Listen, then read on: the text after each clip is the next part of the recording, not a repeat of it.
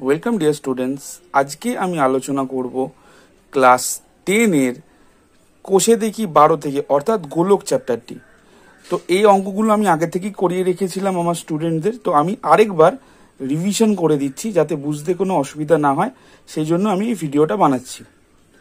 যাদের চ্যাপ্টারটি হয়ে গেছে, বুঝতে কোনো অসুবিধা নেই, তারা ভিডিওটা স্কিপ করতে পারো। আর যাদের মনে হয় যে না ভিডিওটা দরকার আছে, তারা দেখতে পারো। আর অসুবিধা থাকলে আমাকে কমেন্টসের মাধ্যমে জানাতে পারো। চলো শুরু করা যাক চ্যাপ্টারটা শুরু করার আগে আমাদের কিছু ফর্মুলা মাথায় রাখতে হবে। যেমন প্রথম, গোলকের বক্রতল বা সমগ্রতলের ক্ষেত্রফল সমান সমান 4πr²। এখানে এককটা আমি লিখিনি, এখানে বর্গ একক হবে, এখানে হবে বর্গ একক। এরপর 2 নম্বর ফর্মুলাটা দেখে নাও। গোলকের আয়তন 4/3 πr³ ঘন একক। 3 নম্বর ফর্মুলা কি বলছে? অর্ধ গোলকাকার ঘনবস্তুর বক্রতলের ক্ষেত্রফল 2πr² বর্গ একক। 4 নম্বর ফর্মুলাটা কি বলছে?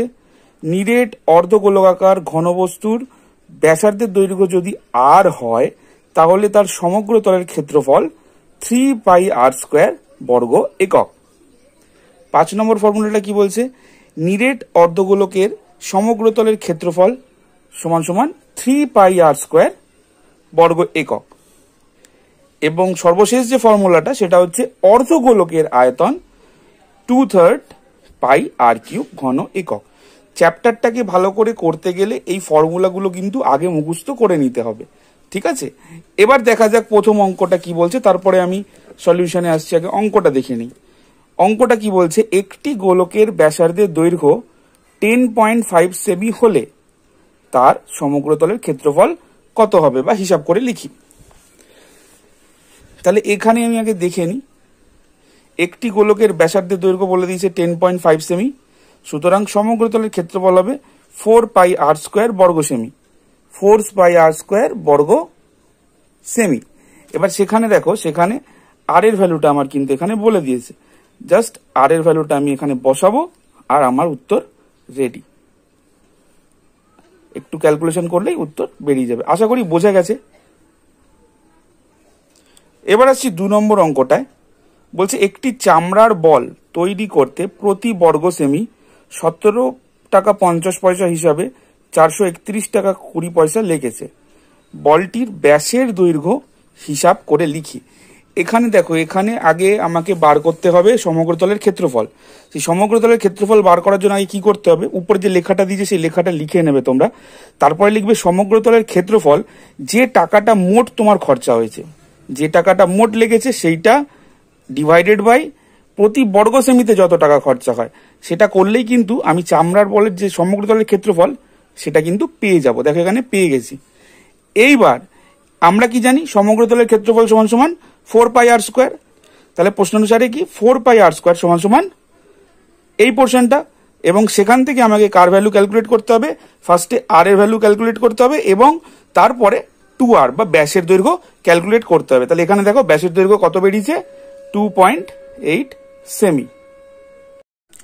এবার দেখো 3 নম্বর অঙ্কটা কি বলেছে? স্কুলে শর্টপাট খেলার জন্য যে বলটি ব্যবহার করা হয় তার ব্যাসের দৈর্ঘ্য 7 সেমি হলে বলটি কত ঘন সেমি লোহা আছে হিসাব করে দেখি। এখানে মাথায় রাখতে হবে, যখনই বলা হবে যে বলটিতে কত ঘন সেমি, দেখো এখানে কোশ্চেনের মধ্যেই কিন্তু বলে দিয়েছে কি বার করতে হবে। দেখো ঘন সেমি কার একক? ঘন সেমি এখানে আয়তনের একক। তাহলে আমার কি বার করতে হবে? গোলকটির আয়তন। শর্টপাট বলের ব্যাসের দৈর্ঘ্য লিখে নেবো 7 সেমি। ব্যাস দেওয়া আছে, তাহলে ব্যাসার্ধ বার করতে হবে, এবং ব্যাসার্ধ বার করলে আমরা ফর্মুলাটা কি জানি? গোলকের আয়তন সমান সমান 4/3 πr³। এই 4/3 πr³ এখানে জাস্ট আমি আর এর ভ্যালুটা পুট করে দেবো। দেখো এখানে আর এর ভ্যালুটা পুট করে দেওয়া হয়েছে, এবং সেখান থেকে ক্যালকুলেশন করলে উত্তরটা আসবে 179 হোল 2/3 ঘন সেমি। সুতরাং এত ঘন সেমি লোহা লাগবে। এবার আমরা দেখবো 4 নম্বর অঙ্কটা। 4 নম্বর অঙ্কটা কি বলেছে? 28 সেমি দৈর্ঘ্যের ব্যাস বিশিষ্ট একটি নিরেট গোলক জলে সম্পূর্ণভাবে নিমজ্জিত করলে যে পরিমাণ জল অপসারিত করবে তা নির্ণয় করি। এবার এই অঙ্কটা করার আগে একটা জিনিস একটু মনে করে নাও। আর্কিমিডিসের সূত্র আশা করি পড়েছো সবাই। একটু মনে করি জিনিসটা, যে এই ক্ষেত্রে যে 28 সেমি ব্যাস বিশিষ্ট নিরেট গোলকটি যখন জলে সম্পূর্ণভাবে নিমজ্জিত করা হবে, তখন গোলকটা তার সম আয়তন জল অপসারিত করবে। এটা কিন্তু মনে রাখতে হবে। তাহলে এইখানে আমি যদি গোলকটার আয়তন নির্ণয় করি তাহলেই কিন্তু কত পরিমাণ জল অপসারিত হয়েছে সেটা আমি বলে দিতে পারবো বা আমরা বলে দিতে পারবো। তাহলে এখানে কি করতে হবে, নিরেট গোলকটির ব্যাসার্ধ প্রথমে বার করে নিতে হবে। আর আয়তনের ফর্মুলা আমরা জানি কি 4/3 পাই আর কিউব ঘন সেমি। তাহলে এবার এইখানে জাস্ট কি করতে হবে, আর এর জায়গায় এই মানটা বসিয়ে দিতে হবে এবং এই মানটা বসালে পরবর্তীকালে ক্যালকুলেশন করে এই যে জিনিসটা আসবে এটাকে চাইলে এরম ভাবেও রাখা যেতে পারে ভগ্নাংশে, আর চাইলে এটাকে দশমিকেও করা যেতে পারে। তাহলে কত উত্তর হচ্ছে 11498.66 বা 11498 হোল 2/3 ঘন সেমি। আশা করি বোঝা গেছে। এবার আমরা দেখব 5 নম্বর অঙ্কটা। কোনো গোলকাকার গ্যাস বেলুন ফোলাবার সময় তার ব্যাসার্ধের দৈর্ঘ্য 7 সেমি থেকে 21 সেমি হলে বেলুনটির পূর্বের ও পরের সমগ্র তলের ক্ষেত্রফলের যে অনুপাত সেটা নির্ণয় করতে বলেছে।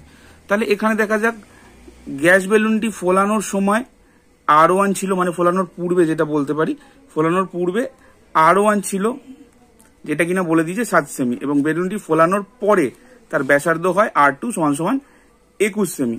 তাহলে বেলুনটির পূর্বে মানে ফোলানোর পূর্বে সমগ্র তলের ক্ষেত্রফল, বেলুনটির পূর্বের সমগ্র তলের ক্ষেত্রফল এবং বেলুনটির পরের সমগ্র তলের ক্ষেত্রফলের অনুপাত হবে, পূর্বের ক্ষেত্রে বলা যেতে পারে 4πr1 স্কোয়ার এবং পরের ক্ষেত্রে বলা যেতে পারে 4πr2 স্কোয়ার। দেখো 4π এখান থেকে মনে মনে কেটে দেবে, কেটে দিলে এখানে R1 কি আছে, R1 আছে 7, 7 স্কোয়ার মানে 7 × 7, আর R2 মানে কি 21 × 21। তাহলে এটা যদি কাটাকুটি করো তাহলে পড়ে থাকে কি 1/9, দ্যাট ইজ 1:9। তাহলে বেলুনটি ফোলানোর পূর্বে ও পরের সমগ্র তলের ক্ষেত্রফল 1:9। এবার আমরা দেখব 6 নম্বর অঙ্কটা। অর্ধগোলাকৃতি একটি বাটি তৈরি করতে 127.27 বর্গ সেমি পাত লেগেছে। তাহলে বাটিটির মুখের ব্যাসের দৈর্ঘ্য কত হবে হিসাব করে লিখি। তাহলে এখান থেকে আমরা বলতে পারি এর মানে অর্ধগোলকের বক্রতলের ক্ষেত্রফল দেওয়া আছে। তাহলে কি লিখবো, অর্ধগোলাকৃতি একটি বাটি তৈরি করতে এত বর্গ সেমি পাত লেগেছে, এটাকে লিখে নেব। অর্থাৎ আমরা জানি কি অর্ধগোলকের বক্রতলের ক্ষেত্রফল হচ্ছে 2πr²। তাহলে মাথায় রাখতে হবে বাটিটি তৈরি করতে কিন্তু এটি লেগেছে। তাহলে আমরা এখানে কি বলতে পারি, এখানে আমরা বলতে পারি প্রশ্নানুসারে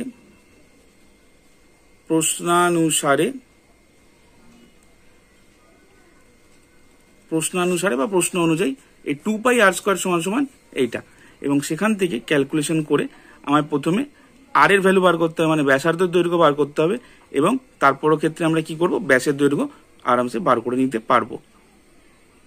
এবার আমরা দেখব পরের অঙ্কটা। 7 নম্বর অঙ্কটি বলেছে একটি নিরেট লোহার গোলার ব্যাসার্ধের দৈর্ঘ্য 2.1 সেমি, ওই গোলাটিতে কত ঘন সেমি লোহা আছে তা হিসাব করে লিখি এবং ওই লোহার গোলার বক্রতলের ক্ষেত্রফল নির্ণয় করে লিখি।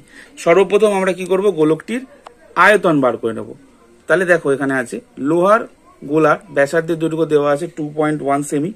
সেখান থেকে আমরা কি করব, গোলকটির আয়তন, গোলকের আয়তনের ফর্মুলা কি 4/3 পাই আর কিউব ঘন একক, বা এখানে ঘন সেমি হবে, এখানে ঘন একক বা এখানে আমরা বলতে পারি ঘন সেমি। তাহলে এখানে আমি ভ্যালুটা কি করলাম, এখানে আমি ভ্যালুটা বসালাম, ভ্যালুটা বসিয়ে কাটাকুটি করার পর আমার এই জিনিসটা এলো। তাহলে এখানে কি এলো, তাহলে লোহার গোলকের আয়তন কত এলো, আয়তন এলো এত ঘন সেমি। এবার কি করতে হবে, এবার তাহলে লোহার পরিমাণ আমার বেরিয়ে গেল, এত ঘন সেমি লোহা ওর মধ্যে ছিল। এবার তার বক্রতলের ক্ষেত্রফল বার করতে বলেছে। তাহলে গোলকের বক্রতলের ক্ষেত্রফল কি 4πr² বর্গ সেমি। তাহলে সেখানে ওই আর এর ভ্যালুটা আমরা বসিয়ে দেবো। আর এর ভ্যালুটা কি পেয়েছিলাম, আর এর ভ্যালুটা পেয়েছিলাম 2.1। তাহলে এই 2.1টা এখানে বসিয়ে দেবো, বসিয়ে দিয়ে যে উত্তরটা আসবে সেটাই আমার বক্রতলের ক্ষেত্রফল।